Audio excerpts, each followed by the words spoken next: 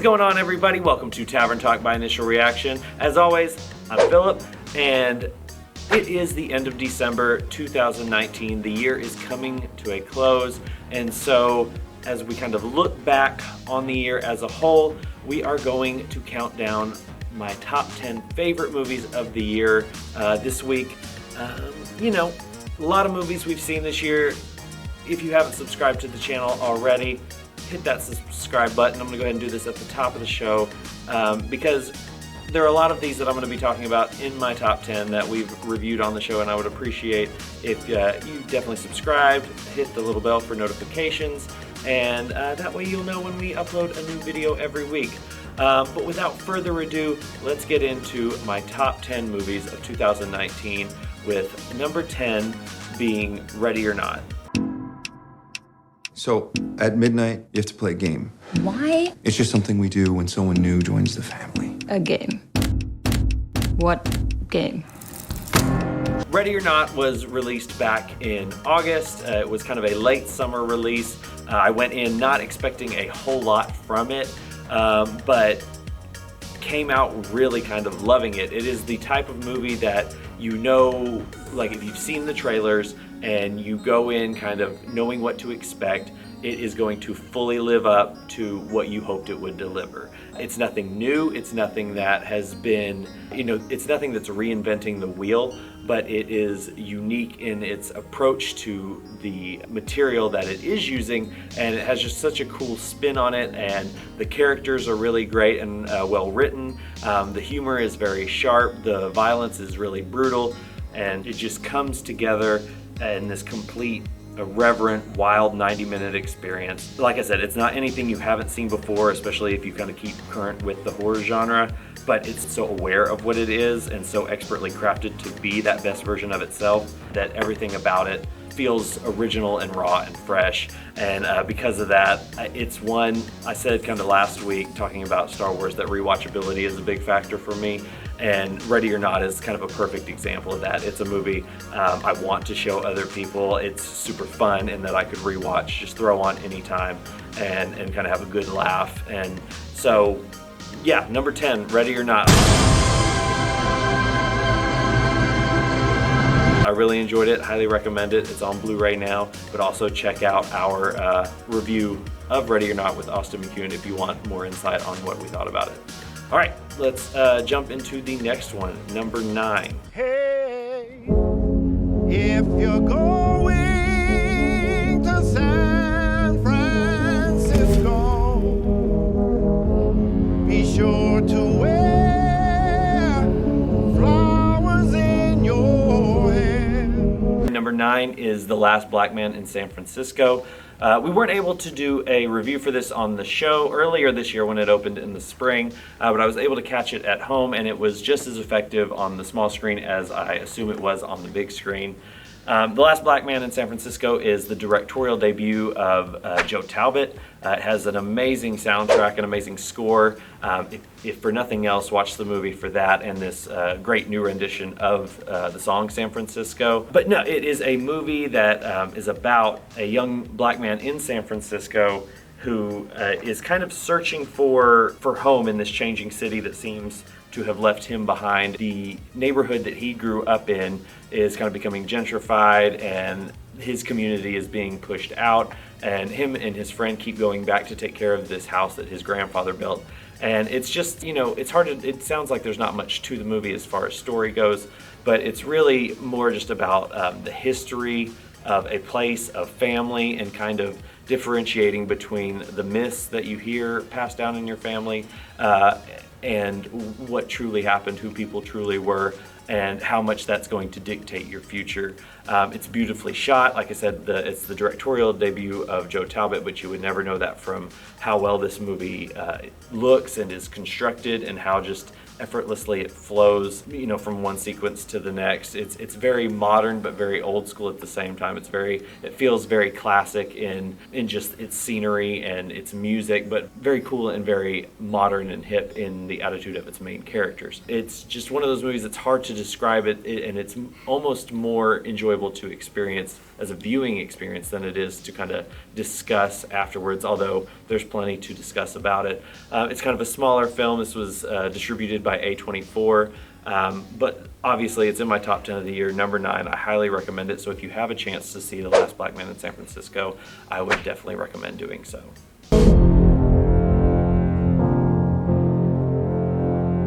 Okay, let's go ahead and jump into number 8. Number 8 is a movie I saw fairly recently, and didn't know how it hit me at first. I knew it was well done, I knew it was well acted, I enjoyed it. Maybe not necessarily enjoyed it, but I knew I liked it a lot. I knew it was a very well-made movie that that made its point really well. But that said, I didn't know how much it impacted me until over the next couple weeks. I just could not stop thinking about it, and it's Dark Waters.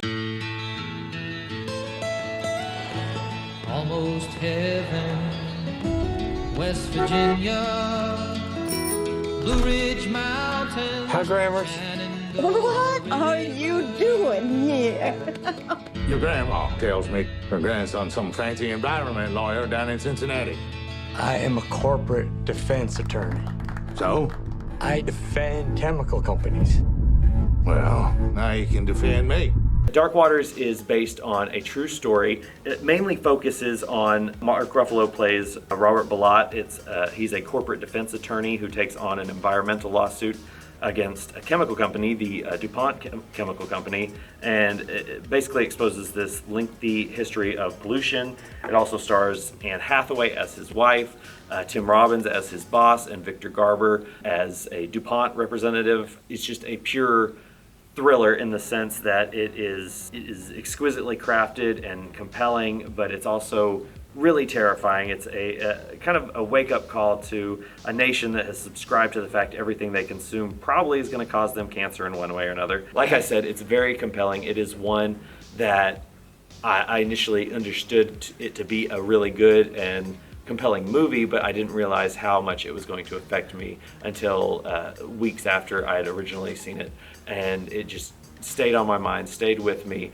and that is why it has kind of moved up into my top 10 at number 8. Dark Waters, still playing in theaters. Be sure to check it out.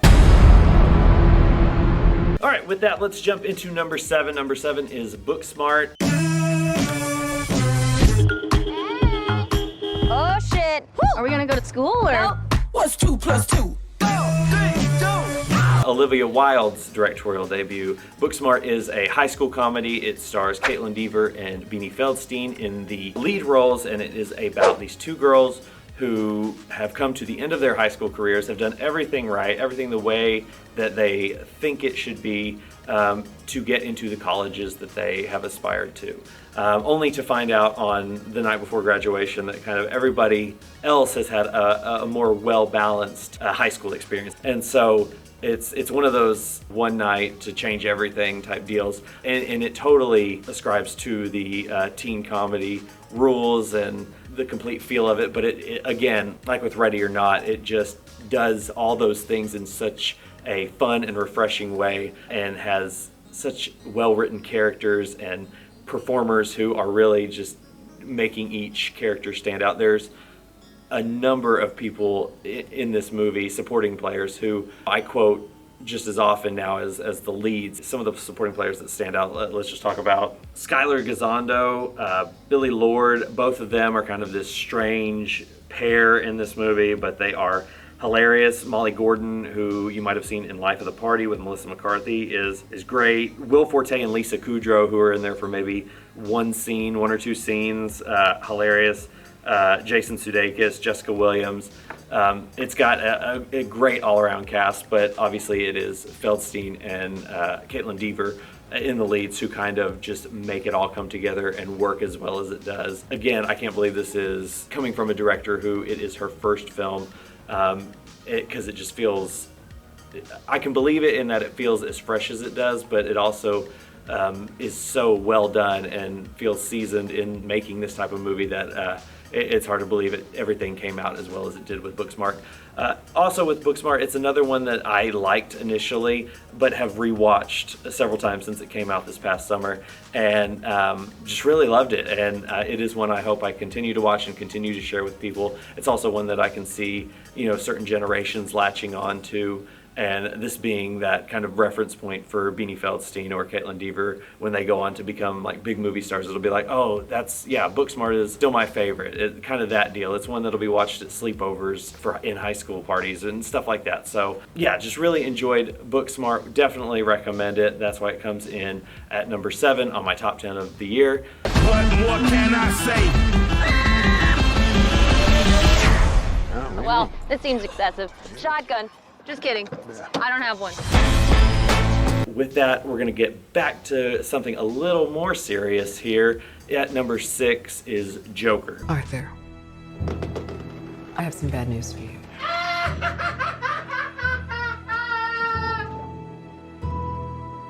This is the last time we'll be meeting. You don't listen, do you? You just ask the same questions every week. How's your job? Are you having any negative thoughts? All I have are negative thoughts. Check out our full review of Joker with Keith Garlington. If you haven't watched that yet, would definitely appreciate it. I think it's a really good conversation.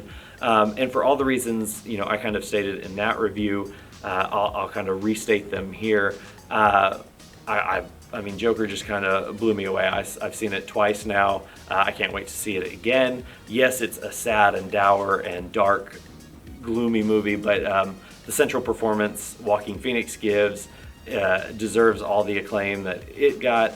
The divisive nature of the movie among fans and critics is perfect for the type of movie the Joker wanted to be. And Todd Phillips and Joaquin Phoenix, what they've created, it's as gritty and raw and grounded a movie as any film inspired by comic books has dared to be. And in that type of portrayal, there's just inherent shock to be found. And so the reaction of said critics and fans is to be expected. And admittedly, the screenplay does wrestle with what exactly it's trying to do, what it's trying to say. It does stand to make a statement about how this product of certain circumstance inspires a man to become what he believes necessary to remedy others from suffering those same circumstances. That's not to say he's right, but what is maybe most unsettling about the film, and in turn Phoenix's performance, is that he thinks he's right. I highly expect Phoenix to get a lot of acclaim as far as awards go for this award season. For all these reasons, Joker is my number 6 pick.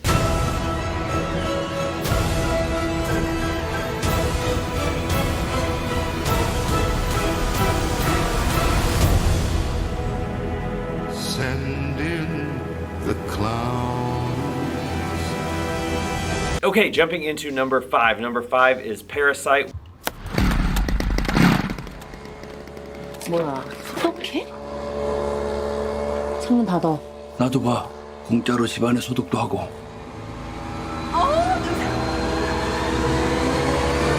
Number 5 is Parasite. It is the latest feature from Bong Joon-ho, the director of Snowpiercer and Okja.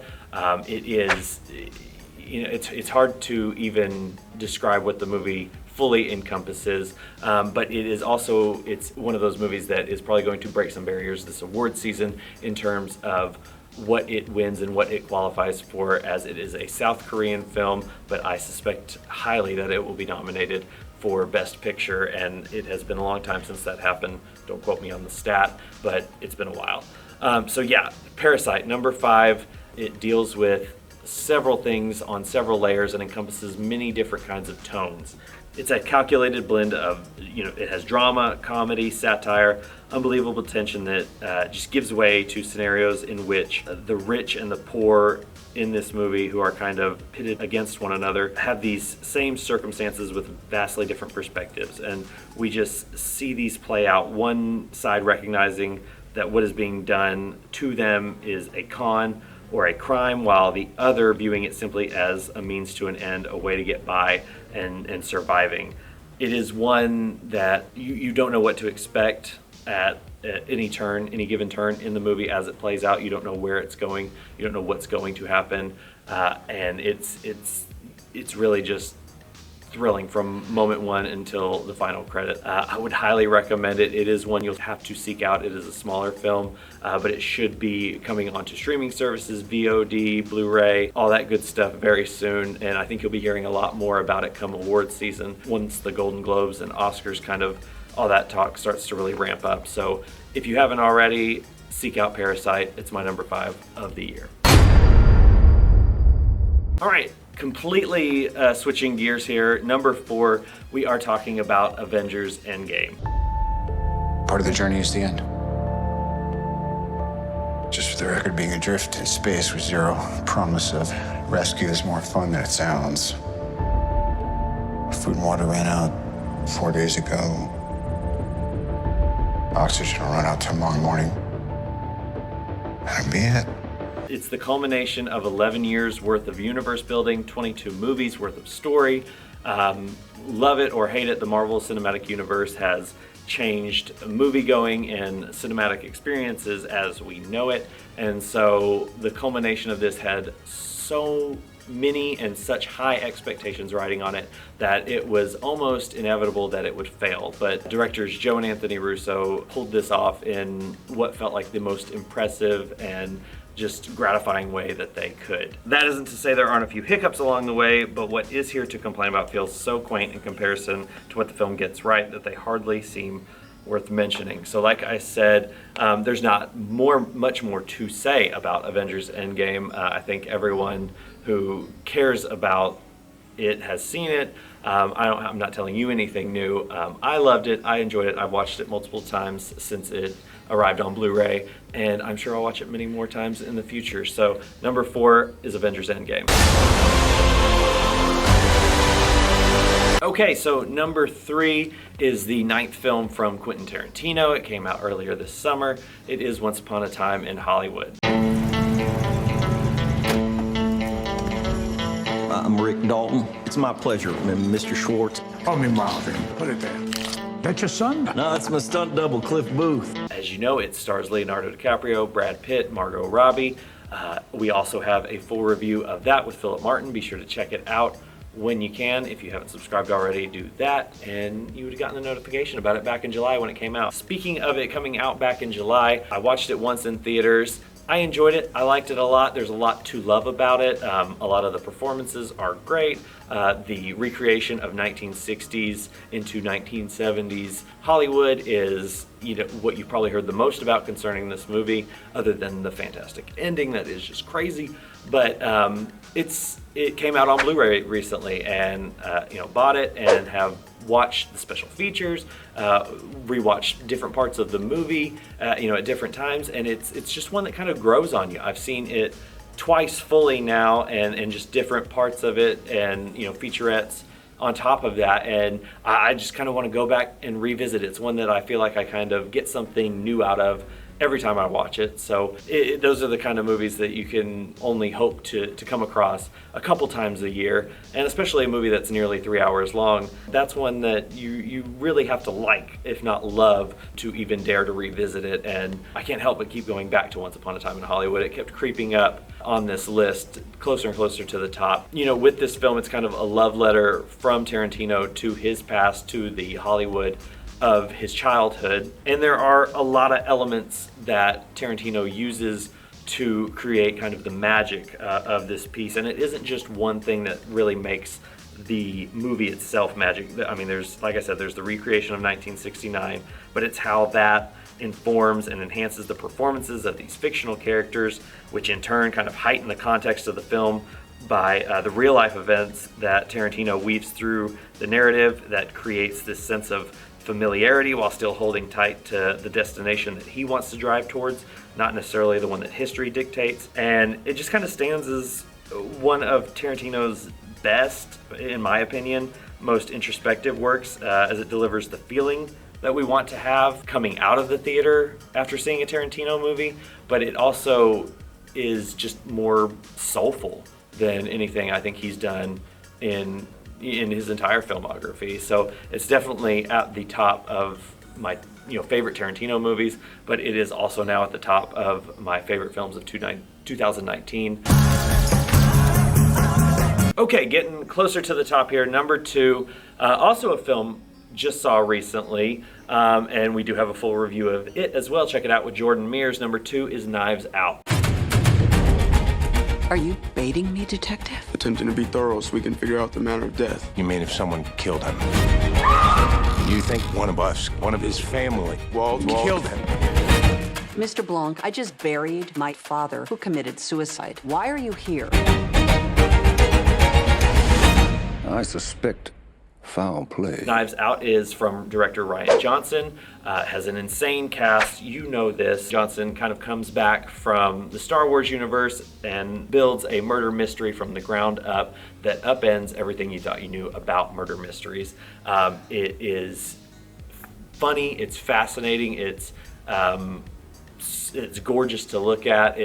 I've seen it twice already. I can't wait to see it again. As you can tell, rewatchability is a huge factor with me, and Knives Out, like several on this list, is just one you can watch over and over again and get something new out of every time. It is a murder mystery, but the murder isn't the main mystery, and that's kind of the hook of what Johnson is doing here, because he builds upon that basic premise into something bigger, something more, and has written just fantastic characters across the board here that are so enticing and mysterious, and each has just the right amount of drama to where you're pulled into it and can't wait to find out what's happening. And on repeat viewings, you see more facets of every single character and why certain things happen the way they do, certain choices are made, all kinds of stuff. It's just flat out great. I loved everything about it. Okay, let's do this. Number 1, it's Uncut Gems. I made a crazy risk, a gamble, and it's about to pay off. I loved Uncut Gems more than any movie I've seen this year, and I've only seen this movie once. I can't wait to see it again. It is from the Safdie brothers, who made Good Time with Robert Pattinson a few years ago. I wasn't as huge of a fan of Good Time as a lot of people were. It got rave reviews. It kind of put the Safdies on the map as far as filmmakers to watch.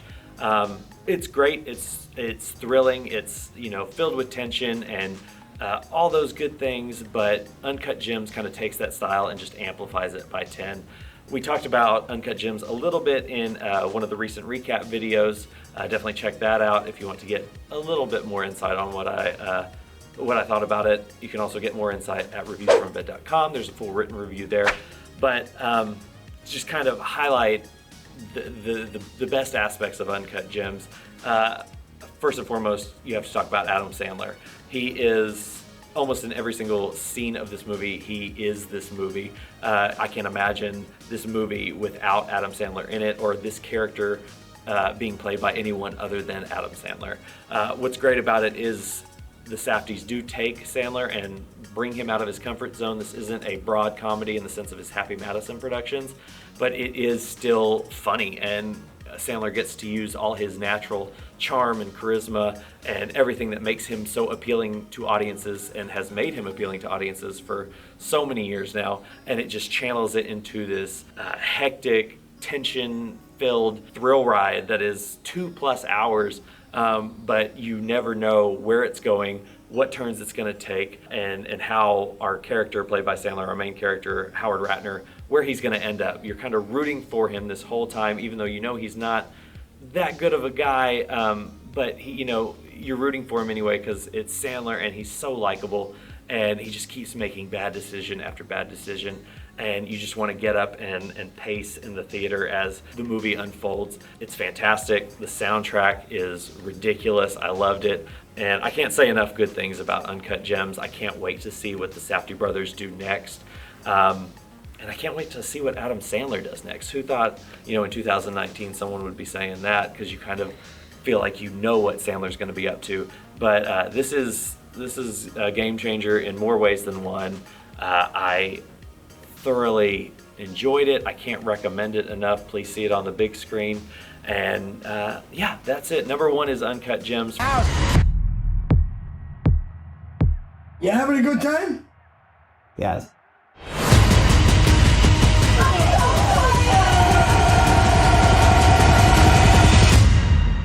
This is me.